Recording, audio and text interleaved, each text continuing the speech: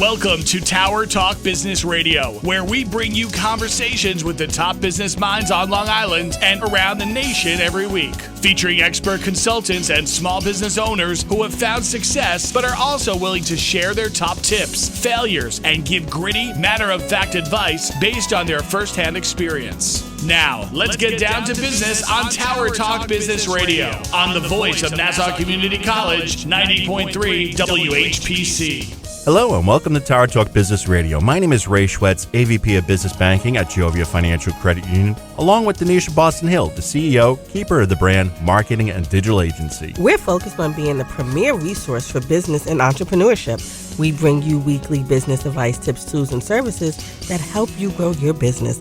Plus, we interview top business leaders in the industry. Now, I am super excited today because today, giving us business empowerment. I can't even speak. I'm just so excited. I know, you're so excited. Oh, yes, because we have with us a colleague of mine, one of our chiefs. The nickname is Chief Eagle, just FYI. And we can talk about that later. But she is Renu D'Alessandro. She's the Chief Marketing Officer with Jovia Financial Credit Union. And she's also a certified diversity, equity, and inclusion professional. So welcome to the show, Renu. Thank you so much. Thank you for having me on this lovely Friday. I know. Well, we are so super excited because, it's just great to have a fellow Jovian on the show. And this is our first time doing that. So I'm practically jumping out of my skin. And what's wonderful about working with Renu is that she is the creative person. So I love it. She fits right in with you and me. She does. So I've been told. Yes, absolutely. So why don't you just tell us a little bit about yourself, kind of how you started getting into marketing and all that. Sure. So a little bit about myself that you should know is that I am a daughter of first-generation immigrants from India. I myself was born in Mumbai, came here when I was 3. Wow. So brought up in Queens, New York, and then later on moved to Long Island. So it's been my home forever. I am a true lover of anything Bollywood, the culture, the food. Ooh, I speak Hindi. I have family really all over the world, but mostly in between Bangalore, Mumbai, Dubai. So I just love the culture. So just something you need to know about me, which I'm proud of. And it's the American dream. You are the first generation. That is awesome. Yes, absolutely. So how I got into marketing? Wow, you're jumping right in. Jumping right in. We're going right in. No wasting time. Share with us. So it's funny because I went to school to get a finance degree, right? I was young. It's one of those things you don't know what you want to do until you get the experience, you meet folks, you really, you live life a little. So I started out, my first job, even while I was still in school, was in banking. And I've always stuck to banking. So I call myself a serial banker because that's just the industry that I fell into from the very beginning. And but I was on the finance side.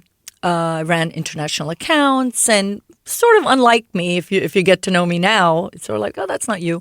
But as I grew in my career, I really started to change and shift my focus more on, the psyche. What are people thinking, the psychology, the behavior of consumers, and what are brands all about, and how does that work? How are people so drawn and attracted to certain messaging and brands and all of that? So I took a little break to raise my kids and then came back into the workforce and really started from the very bottom, I have to say, and that's just the way to do it because you learn every aspect of the business and you grow with that industry. I started out in events production, folding boxes, packing up things, packing up my trunk, living out of my car, basically. And Ray, you could understand jumping from events to events. And I was so happy to do that. And all this while, I was with a bank. I was with many, many banks. And I love the special event side of it. That grew into business development. And through the networking and just getting to meet people through various partnerships and sponsorships and all the events we used to set up, you say work your way up, but it really is true. You meet people, you make connections, you learn from them, right? They have stories to tell. And next thing I know, banking just became the industry that I loved. I didn't want to really love that. I didn't want to leave that industry, sorry.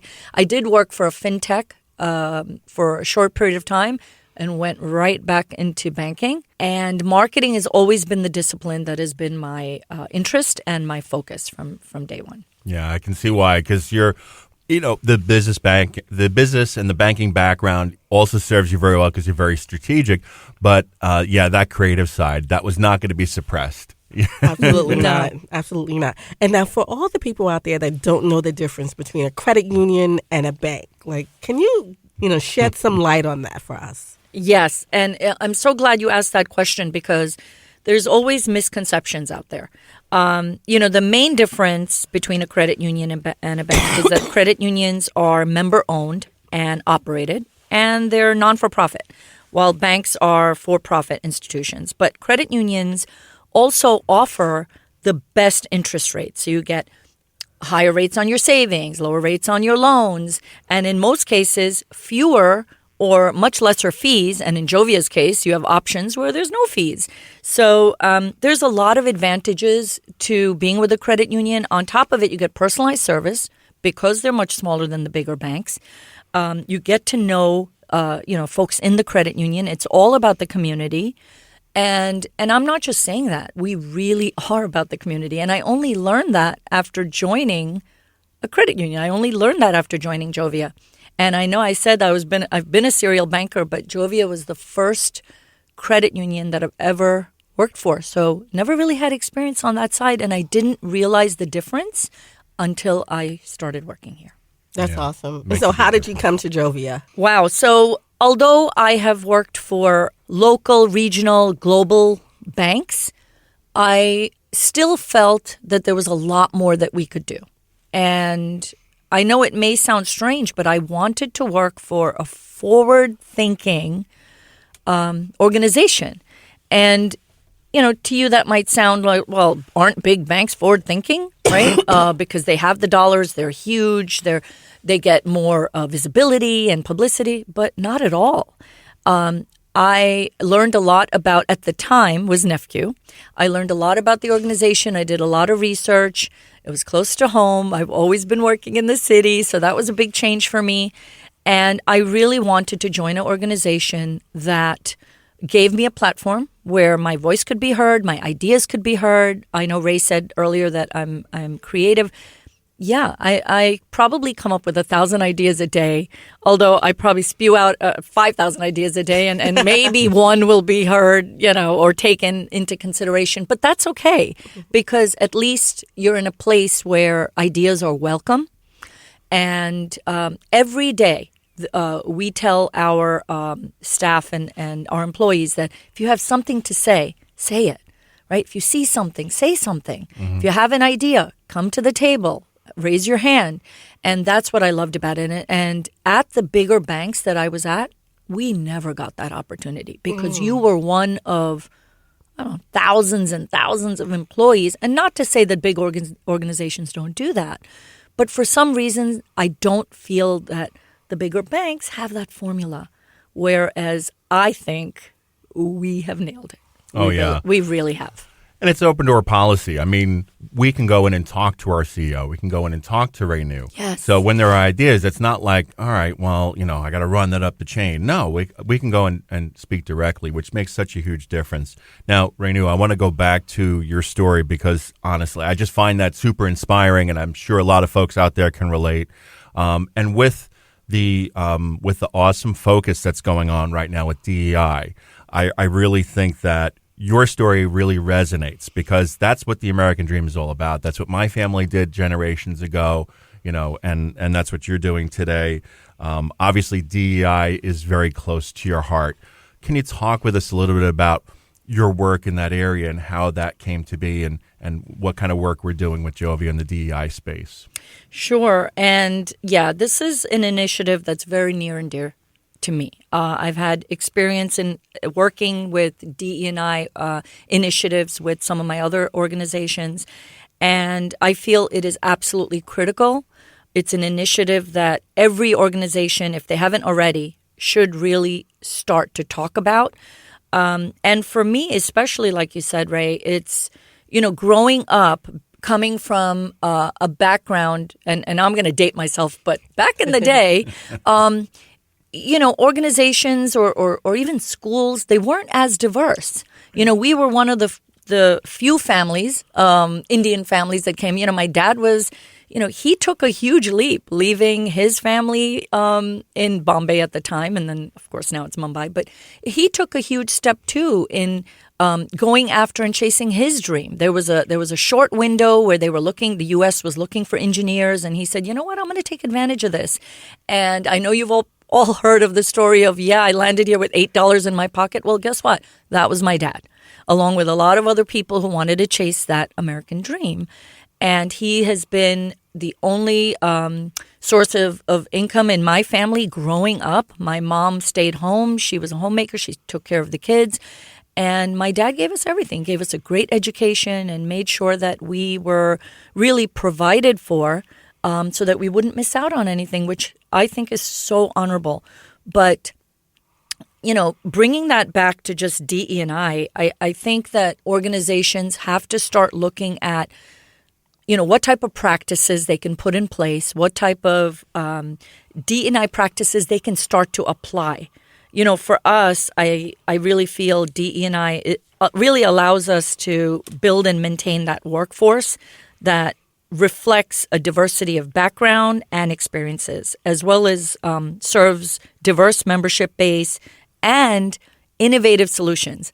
And that's what we're all about, right, at Jovia. We're not even looking to be innovative. We're already there. We're far surpassed a lot of others. And I'm not just saying that because I work there. I have seen that even prior to coming here, right? The leadership is just brilliant because they come up with these ideas and solutions way ahead of the curve. And so I'm just going to bring it back to D&I before I talk about that. But, for us, it's about encouraging our staff members to embrace D&I by just supporting the activities that we bring in front of them. The whole objective is about including and facilitating, developing programs, that really reduce that cultural distance that's found among individuals from different backgrounds. We want to build sustainability and accountability, identity, and break down these systematic barriers to full inclusion just by embracing DE&I. We have policies and practices in place today, and we want to really equip our leaders with the ability to manage diversity and then also be accountable. And what we're doing right now is and what we have done in the past 2 years. So our DE&I committee really took shape, I would say, towards the end of 2021. It did take some time to think about how we want to do this, right? And there's no right or wrong way. Mm-hmm. The beauty of DE&I is that you're not going to hit the ground running on day one. And nor will you ever finish because it's ever evolving. There's always different things you want to talk about. There's always different policies you want to put in place. There's always going to be an idea where someone raises their hand and says, but we haven't looked at that. So DE&I is an ever-growing program. But in the last 2 years, there are a lot of accomplishments, too. We have been have brought external speakers in for our staff on various topics. Covering DE&I. As a matter of fact, today we have a external speaker who's going to be speaking on the talking about Hispanic heritage, and so a lot of different programs internally and externally. We want to make sure that there are a lot of causes that our employees are aware of, and give our staff an ability to raise their hand and volunteer, right? Volunteer their time, volunteer resources, and really get to know more about what DE&I is all about. It's not just one thing.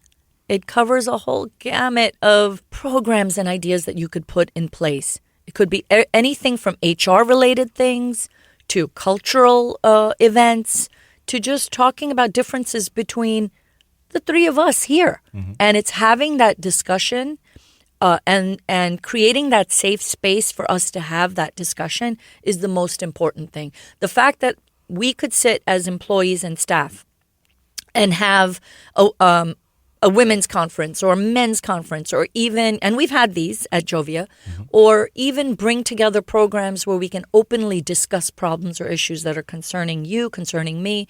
The fact that we can even do that, that means the organization has come a long way. Because I know in the past, and even today in many organizations, you just can't do that. So I'm just proud of where we've come so far. There's a lot more to accomplish. And like I said, it's never going to be done. DE&I is an ever-evolving initiative. And I'm just proud to be part of it. Yeah, it's something that's involved in every aspect of what we do. And I think what the common thing is, it's getting folks together. That's really what it's all about. It's putting people together. You are listening to Tower Talk Business Radio on the voice of Nassau Community College, 90.3 WHPC. I'm Ray Schwetz, along with Denisha Boston Hill, and our guest today is Renu D'Alessandro. She's the Chief Marketing Officer and Certified Diversity, Equity, and Inclusion Professional at Jovia Financial Credit Union. Now, Renu, I know there's diversity, equity, inclusion, your background. I mean, it's not beset without challenges. Everyone has challenges. What are some of the challenges that you've experienced throughout your career, and how have you kind of overcome them? Yeah, and we've all faced challenges, right? Whether it's in our past, in a personal, professional life, that's the beauty of life. Facing challenges and then learning to overcome them. I think the biggest challenge that I have found in my career has always been the culture of organizations. They can make or break your success, and I truly believe that. Challenges in the sort of banking industry, I mean, there's many there. Yes. There's regulatory challenges, there's technology challenges, there's just economic fluctuations, the market. Look what the pandemic did, right? It sort of turned the entire world, upside down, and we all had to start thinking in new ways. That was the biggest challenge. We still face it, and we will continue to face it. But for me, just going back to the culture aspect, I think that is so critical to really focus on what you want your culture to be. And it's not something that somebody just wakes up one day and says, hey, I think I'm going to change the culture of this organization. Well, how are you going to do that? By yourself. Put some ideas on paper. Speak to leadership. It's got to start from the top. They've got to believe in themselves. They've got to believe in the organization. And although it may sound cliche, it's not. Everyone has the power to change culture in their own way. And you have to believe it. We've done that. We continue to do that. And that's one of the main reasons why people want to go work for certain organizations. I know that's why a lot of folks have even tapped me on the shoulder and said, hey, how do I get to work for Jovia? And that's actually a true story. It's happened many times. We have many employees that are now on our staff that have actually approached me and said at various events and said, hey, we feel the vibe. You guys really have some camaraderie going. And how do I be a part of that? And I'm like, all right, well, just apply. Go to our website, read more about it. We have a whole section on our website about us and about life at Jovia. And that's really for any organization. Go and do the research, right? Learn what it's about. Look at the programs they're involved with. See what they're doing in their community, because that is a huge indication of what the organization is. How devoted are they to just their community base and their customers, their members, right? What are they doing for the youth? What are they doing for underserved? Just all segments in our community. And that's really what has drawn me, and that's what has drawn a lot of people and continue to draw a lot of people to even our organization, because that's what we're about. Culture is the number one. Culture could eat strategy for breakfast. I know you've heard that. Again, another cliche. I'm great at throwing all these lines. But it is so true, because without that, I'm sorry, you won't even have folks sitting around the table talking about strategy, because they're just going to have so many differences amongst themselves. And it's just going to be push and pull and arguing. One of my favorite stories with that sort of thing is being out in the community. I was wearing a Jovia shirt, and I was at Starbucks meeting with someone, And the barista said to me, Jovia, I've heard about that. And I started talking about Jovia, and she goes, you're so happy. How do I come work there? So I said, send me a resume. Yes. And she wound up being an employee. She worked in lending for a number of different years and then went on to a career in banking, and, just fantastic. And that really, that positivity, that culture does spread.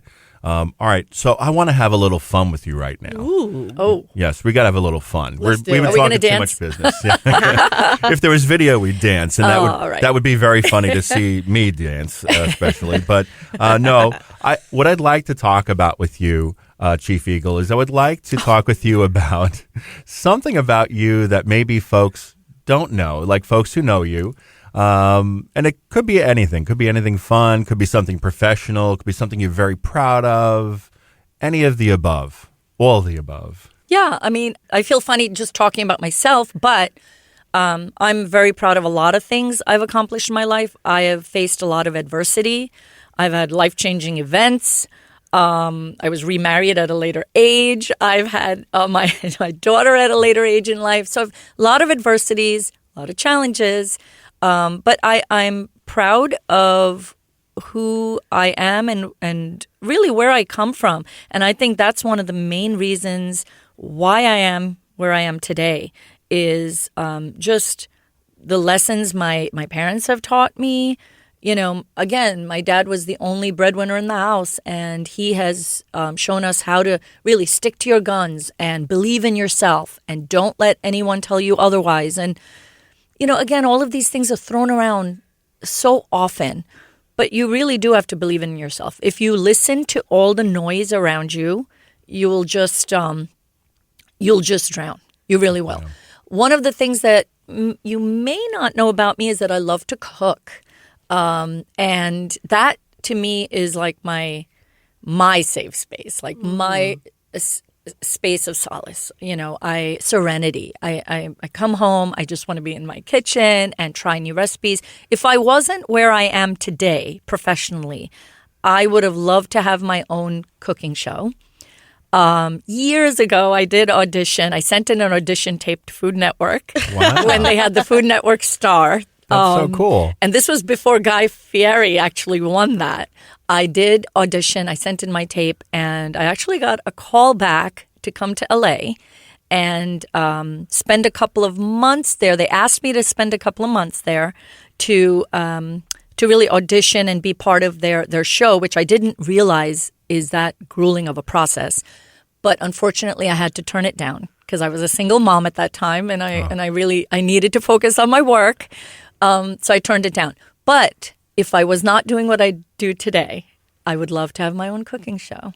Ooh, yeah. I would watch that. And listen, if you ever need a taste tester, Denise and I were more than willing. We're all you can certainly bring in anything you'd like. Absolutely. And so talk to us a little bit about your infatuation with Bollywood. Like, I didn't expect that question. I saw on the news the other day that, it's like an 8-step, right? And so do you watch Bollywood movies? Who's your favorite star? Share with us. Oh, wow. Yeah, so I am Bollywood through and through. I mean, I was born in Mumbai. That is the Hollywood of India. I just love the excitement, the vibrancy, just the joy, the culture, the food. And Bollywood is not just about movies and all of that, although, of course, that's what Bollywood is named after. It's really the entire culture. Did you know that Bollywood is the biggest film industry in the world? It's even bigger than Hollywood. Yes. Yep. So the average Bollywood star probably makes maybe 25 movies a year, whereas the biggest Hollywood star probably makes 25 movies, if that lucky, in their career. They're just rolling them out. They're rolling them out. It's my favorite actor. I have so many. I love watching Hindi movies, and now they're everywhere, right? You could see Bollywood shows on Netflix. You could see a lot of the Indian actors have migrated over to even Hollywood. We see Priyanka Chopra. We see even Deepika. She was in the Met Gala, and all these actresses and actors are getting a lot more visibility due to their popularity. For me, my favorite actor, I mean, I think obviously Shah Rukh Khan he's They call him King Khan for a reason. Yeah, I've been watching his movies since I was a kid. And it's just, again, it's those warm, heartfelt stories. They do tend to exaggerate. They are dramatic. And those, silent pauses with the dun, dun, dun, after a while you get to like it. But it's just part of who I am. And it always will be. So I love anything Bollywood. Awesome. So what's the professional accomplishments that you are the most proud of? Oh boy. All right. So I do have a few. I think the most important for me in my career has probably been building, developing, nurturing, and coaching my teams from the ground up. There have been many organizations that I have worked at where I have been tasked to come in where there's no marketing teams at all. And I've been tasked to come in and build a team. And, you might say, well, where do you even start? Because there's so many aspects of marketing, PR, community. Mm-hmm. And marketing includes so much more of that today, Absolutely. Right? Includes data analytics, right? Includes social media, positioning. There's a lot of risks and rewards when it comes to marketing. But my biggest accomplishments have always been really building the teams and helping them achieve success. I want nothing more and really find a lot of joy in seeing, folks on my team really learning more, raising their hands, taking initiative, really just sort of saying, hey, I'm not afraid to take on this project. I love that. I love that more than anything. I don't want to tap you on the shoulder to ask you to do something, but if I have to, I would. But I would, and I'm proud of building teams that say, hey, can I try this? Or do you mind if I step in? And I actually have teams that love to do that today. I love to be, I love to be on stage. I love to speak. I love to speak at conferences. But if there are any team members on my team that say, hey, can I do that? I would love to have them do that. As a matter of fact, I tap them now and say, hey, could you, do you mind doing this? And they're like, yes, absolutely. So that's just a proud moment because then you feel like, hey, you've helped someone else achieve and taken them one step further in their career. Renu, we'd like to just thank you for being with us today. How can people contact you and really, just please leave us with one final thought. Sure. So the best way to contact me is LinkedIn. I think that's the easiest. I'm always posting stories on there. I'm always looking to read content and see what others have to offer. I think the last piece of advice I would leave anyone is please just run your own race. Be your own, be authentic and be true to yourself and don't try to follow anyone else's shoes. Really just be yourself. Well, thank you for being with us today, Renu. Renu is our Chief Marketing Officer and Certified Diversity, Equity, and Inclusion Professional at Jovia Financial Credit Union. And we'd like to leave you with DB's philosophy. Diversity is the art of thinking independently together. Malcolm Ford. We want to thank you for being with us. My name is Ray Schwetz, along with Denisha Boston Hill, your co-host and producers. Visit nccradio.org for more information. We're available on Odyssey, TuneIn, iHeartRadio as a podcast, and the iTunes, Android podcasts, and Spreaker. This has been Tower Talk Business Radio on the voice of Nassau Community College, 90.3 WHPC.